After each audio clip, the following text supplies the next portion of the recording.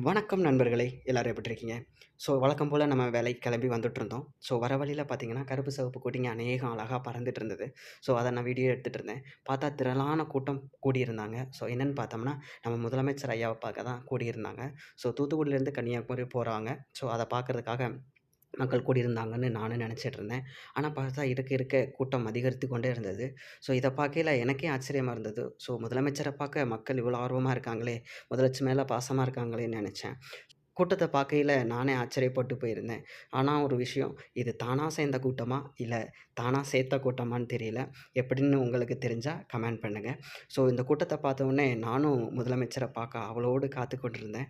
So அநேக நேரம் ஆயிருச்சு. ஆனாலும் பக்கத்துல வந்துட்டாங்கன்னு சொன்னாங்க.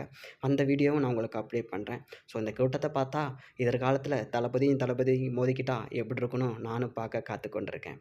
ஓகே. வீடியோக்கு ஒரு லைக்க போட்டு இந்த வீடியோ எல்லாத்துக்கும் ஷேர் பண்ணிருங்க. இன்னொரு வீடியோல பார்ப்போம். பாய்.